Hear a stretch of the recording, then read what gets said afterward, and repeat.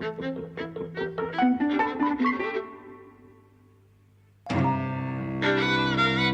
everybody, welcome to Eavesdropping at the Movies. I'm José. I'm Mike. And today we're going to be discussing The Incredibles 2, which you've just come from. Yes. Well, you've just come from bloody Italy and Slovenia and all over the shop. I have. Where have you been all week? I've been seeing movies and castles, and Oh, what'd you see? we saw this Hungarian film about two people who meet in their dreams as deer. And we saw this in the middle of Ljubljana's castle at the top, which was just like wonderful. I love those open air screenings. Do you remember what it was called, the film? I'm afraid I don't, actually. Okay. But it's one of the art house films that have had a success everywhere this year.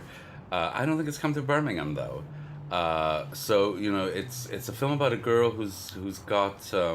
she's a little bit like the woman in the bridge. What's the word when you're fixated on one thing? Obsessive. She's not only obsessive, but she's got problems processing emotions. Autistic. Yeah, she's a little bit on the scale. Yeah. And basically, you know, she falls in love with this guy who works at a meat processing plant. As you do. So the film begins with this great amount of, not violence to animals, I suppose, but, you know, showing what happens in an abattoir. Yes. Yes. And it's kind of quite brutal that way. And then the whole thing is about, you know, these people who, you know, through the puzzlement of everyone, meet in their dreams, and they meet in their dreams as deer. They have exactly the same dreams, right? So the film is about beginning to recognize that aspect of it, and in doing so, kind of recognize themselves and what they want and so on. I liked it very much. Sounds like your sort of thing. Well, your sort of thing is clearly The Incredibles. We both had a good time. It's been 14 years since the last Incredible. Has it? It's one of these that people kind of thought for a while, is it going to have a sequel, is it not going to have a sequel, what's going to happen? Same with Monsters, Inc. When Monster University eventually came out, it was quite a while since Monsters, Inc. And Monster University was good. I mean, I like that film. I think it got a little bit of a tough reception, but I thought it was decent. This film is like 90% brilliant good fun. Yes. And 10% incredibly boring. Yes. I didn't find it boring. But I must say, until the baby arrived, I thought, oh, this is going to be quite an exceptional, you know. So as soon as the baby arrived into the picture, it kind of lifted everything. All the gags with the baby, I thought were just absolutely fantastic. The baby is the absolute highlight. Yeah. That's for sure. So the basic idea of The Incredibles 2 is, if you're not familiar with The Incredibles at all, the 2004 original Incredibles was a Pixar movie about a couple who are superheroes, Mr. Incredible and Elastigirl, and they're sort of superhero friends, and they've got a family as well. The kids have got superpowers, and superheroes are not liked by society. They cause too much damage, but you know they kind of when a supervillain comes along, they have to team up and fight it and win, and sort of win the country's hearts back, and also become a family and all that sort of stuff. This film weirdly starts off in basically the same place that the last film started off, which is superheroes are illegal, no one likes them, and they cause too much damage. And again, it's the same thing where they have to win their place back in society sort of thing. It's kind of weird that it starts off in the same place. Yes. I didn't mind that, and I thought there were aspects of that I found quite interesting. So, for example, I found it interesting that when the family becomes unemployed, when they shut their unit down, they go live in a motel. And, you know, so kind of there are all of these films, like the Florida Project and so on, that kind of, in which motel living has become a kind of a symbol for contemporary America in some way. So I thought it was interesting that the film kind of touched on that, really. And the film is also interesting in the way that it's working through debates about gender and the family and men's role and women's role, and you know, I don't think it does anything particularly interesting. It's not exactly revolutionary about it, but it has a just kind of overall progressive bent to it, doesn't it? Yeah, it does. Which is kind of nice to see. It is nice to see. But really, there were three things that I thought to me were just like exceptional, that kind of, you know, put the film onto a different level. First was the baby, and all the gags with the baby. They were brilliant. You know, I just love that. The second thing was the interval, the tiny brief interval with Edna Mode, who was my favorite character of the first film. You know, she appears very briefly, and really to design a costume for the baby, and then, you know, becomes like... Yeah, she's a kind of superhero fashionista who designs all their costumes. That's right. And gives them all... She's like Q, rather. Gives them all the gadgets and stuff as well. But she's a very camp Q. Yeah. Exactly. And it's just brilliant. And it's brilliant once again, and sadly too brief, you know, though that was a little jewel of a moment, really. And the other thing that seemed really exceptional to me was the way that the villainous was visualized. I just loved the look of that. As in the way she was dressed, the way she no, moved? well, the way that she looked with those cheekbones and the big eyes, and you know, and also the kind of, she looks like a kind of a disaffected punk teenager. So, yeah, she's got a kind of a look of ennui about her. Yeah, the way she kind of hangs off chairs and dangling, that sort of thing. You notice it. Yeah, I loved all of that about that character, actually. I thought that was smashing. I really picked up on the animation, basically. I mean, it's something that we never really talk about with Pixar because they've become... They are so established as the best at making animated movies. But I think it actually doesn't get enough attention. The animation and the visual design and the rendering of the films, like literally technically, it's fucking amazing. And there's facial and kind of bodily animation in this film, which if it was live action, you'd say it was been kind of overdone. But it makes sense in a cartoony context, and it expresses people's emotions very, very vividly. I can't think of kind of like good examples of it, but you just notice it all over. Like people respond to each other in very emotive ways. Yeah, you loved all the animation of the motorcycle ride. Yeah, I thought that was brilliant. Yeah, and also it's kind of full of ideas as well. So the motorcycle chase, the motorcycle that Elastigirl gets splits in two, the front half and the back half, and then she keeps the two connected using her body to as a sort of springy, sort of thing. And she comes up with it gives her lots of things to do with, kind of swinging around and using momentum to get herself into various places. It's brilliant. It's really full of ideas. The action sequences are just brilliant, I think, all throughout. I don't think there's a single one that is above note. Maybe there's a couple of fights which are just a bit punchy, but even then they're still full of ideas with people using their powers in creative ways. Yes. What are your problems with it? What do you think didn't... What I felt was... So the premise of this film is that superheroes are not liked by society, and they're illegal, and they cause too much damage, and they make more problems than they solve. And there's this one sort of rich guy who loves superheroes and has ever since he was a kid, and he wants to help get superheroes back on the map and get them legal again. So he kind of says, let's work on a plan to get you back on side base, and that's the guy whose sister you mentioned earlier is the girl you like the look of. Now that the sister is great, she's kind of interesting, but the guy is just a total non-entity. He's a drip, and not only that, but when he's introducing himself and his kind of plan and his background, it's a good 5 minutes of just talking with nothing interesting happening, certainly not visually. And it's just talk, and it's dead, and it's just information coming out. It's not exactly. I mean, it's not exactly exposition, but it is exposition. Like it's trying to do a little bit of other stuff, but it is basically this is just exposition, getting the background out there, and it's for people who are such economical, interesting, creative filmmakers as Pixar. It's that is really disappointing.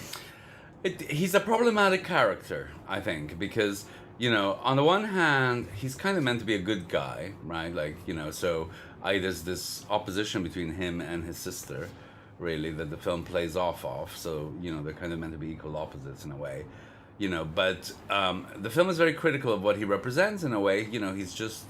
He's like this high-flying capitalist, who likes to have everybody on side and, kind of make everybody good, but towards his own ends. And his own ends are all about making money and commercializing things, right? His whole thing is... The sister makes the point that he's the salesman and she's the creative. The creative person, right?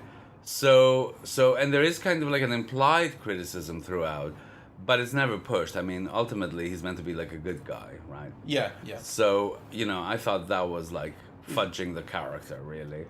I thought the background that they gave for the motivation to both of the characters, that the parents got killed, one, blames the belief in superheroes, the other one blames the fact that superheroes were not available to rescue the parents. I thought that was all kind of a bit by numbers, really, and dull. Yeah, that's how I would put it. It's sort of not creative enough, really. Yes. I also had a problem with, what's his name, Mr. Freeze. Mr. Cool, Mr. Freeze. Cool, yes, no wonder. Yeah, exactly. Get Samuel L. Jackson in, and the black guy has to be Mr. Cool. Yeah, I didn't like that. I also thought that it was one of those insertions into a film just to have racial representation, but that, it's not rendered in an interesting way. And he's almost like, he's given things to do, babysit the kids or come in for the kids or... Yeah, he's a friend to the family. Yeah, but it actually is one of those things that I think is meant to compensate for racial representation. So it comes from a good place. It's to add on something, but that actually fundamentally reveals the problem with racial representation in American cinema, that it is just an add-on. It is a subsidiary add-on character. So, and I think... of course, he was in the first one. I don't know if you are forgetting that. He was in the first film, so there's an element of just he's there because he was there before. Yeah, but in that case, they could have... I agree. There is a moment there is a moment in this film with him very early on where it's the very opening fight of the film with the Underminer, where they fight the Underminer and then they all run off because they're not supposed to be fighting crime; it's illegal. And the Incredibles family get taken in and questioned and talked to by the police, the FBI, or whoever. Whereas Mr. Freeze runs off, and when he meets up with them again later at the motel, he says, "I knew that they wouldn't do anything to you, but I had to go." And it was really subtle, but there is a moment in there of just like, what the fuck could have happened to me? If the police had got hold of me. Well, that's true. There is that element. It's one moment, though. Yeah, and they try to do other things. So when he leaves the house and the wife is like, "Where are you going?" in that kind of way of speaking. Again, that's from the first film. Yeah. But I kind of... That's more callback humor, really. Yeah, I wasn't too... No, he's not... It felt very cliched, really. So, but anyway, that's really kind of picking at flaws, right? Because the film is hugely entertaining. It's very, very well done. I'm not at all surprised that it's become such a huge hit. So there's a central kind of thing in the film where there's a tension between Mr. Incredible and Elastigirl, who are the married couple, who Mr. Incredible wants to be a superhero, and he loves that life. And this was again from the first film. This was basically the same thing that's coming back. He loves that life and he wants to be a superhero. And Elastigirl is much more realistic and says, this is the law, and we have to obey the law, and we've got a family to take care of and such and such. And then they get split up where Elastigirl is chosen by the businessman to be the face of new superheroes because she's responsible and she doesn't cause all the damage that Mr. Incredible does. They've done a study on them. Yes. Cost-benefit analysis. Yes. That he causes more damage than she does. Well, than he solves. She goes off to pursue this sort of being the face of superheroes. And he is stuck at home looking after the family. He's not really allowed to, and it's done in this way of saying, I'm doing this for the family, so we'll eventually all be able to be superheroes again. But of course, he's stuck in this position where he is jealous of his wife. Yes, and it's really interesting, and it's really interesting kind of running. It's like what we were saying about there being a kind of progressive bent to the film. This is where it comes in heavily, talking about sort of. It's not really about roles in the family, but it's about sort of positions. It's like a hierarchy in the family. He basically feels he should be the head of the family. Yes. And that's represented by being the king superhero. Yes. And he's not allowed to be. And also, and then he takes on the womanly role, essentially, of looking after the family, doing the homework with the kids, that sort of stuff. Yes, which he claims to understand and value, but then, realizes the extent of what's involved only through experiencing it, which is all very nice, but it's also all very it's all Sure, but I cliche. think it's well done. It's very well done. Yeah. I'm not saying every moment has to be original. I think it can be observations just really well sort of put together. And so I really loved everything that was him with the family, trying to look Yes. after them and not being able really to cope, and getting stubble and not being able to sleep. Yeah. Because it's not done in a way of going like, I didn't realise how hard my wife's life was. Yes. It's not doing that. It's just saying, holy fucking shit, I'm having an awful time. Yes. Doing something that I'm not used to. And then it's like, it's not only is this life incredibly hard looking after 3 kids and trying to keep their lives together, but also he's dealing with this jealousy. Yes. There's this kind of really complex aspect to it I really enjoyed. Whereas the side of that you see of Elastigirl, where she's working with the business guy to promote good superhero-dom, is not that interesting. The action sequences she gets into are really good, but the conversations that surround her side of the story are not that interesting. No. She has a couple of conversations with the sister that are this kind of... There are these weird kind of like sisterly talks of like, what our places are and who we should be and our places in relation to the men in our lives. They have that aspect to them. But it's not... It's almost like those scenes are deliberately there to beat the Bechdel test, Yes. But they just don't really do anything for me. Well, I also felt a slight twinge when, the villain of the film is revealed to be the woman. I also... What was the twinge for you? Well, because to me that the and I forget her name now, but the sister was such an interesting character and so beautifully visualized, and really just so interesting, right? Like kind of this genius who can invent all of these things and who's kind of slightly sour and disaffected with life, and who's trying to find a role for herself vis-a-vis her brother, who's the public face of the company and so on. And so to make such an interesting character then become the villain, it's almost like... But were you surprised when she was the villain? I thought it was I obvious from the start. I wasn't surprised, but I think they could have done something so much more interesting had that actually character been the same way, charismatic, intelligent, interesting, beautiful, but disaffected, and then given the villainy to somebody else. Like, it's almost as if you have to be a genius woman. You can only be it if you're the villain, right? Like, yeah, I see what you mean. I didn't have a problem with that, really. It made sense that she was smart enough to have that plan and as you say, sort of disaffected and had enough trauma in her life that she would want to carry it out. the character made sense. It's just, yeah. kind of, it's just an observation. No, I know what you mean. Like, I mean, I thought it was more interesting the fact that she and her brother weren't in it together, weirdly. I kind of expected them to be. Especially because he was such a tool. Because he was so just nice and happy to be around all these superheroes. He thought, this guy's up to something. Yes. And the fact that he turns out to genuinely be that guy yes. is pretty lame. I wanted more from him. Well, yeah, I mean, I think, those are things that the film hasn't worked out. I was very disappointed in Elastigirl because, I think Holly Hunter is so great, and there's just something about her voice, that I just adore. Like, there's a huskiness in the way she pronounces, anyway, I just love her. And actually, it's a weird thing that she is the protagonist, and she is given all of this stuff to do, and she's got all these action scenes, and yet...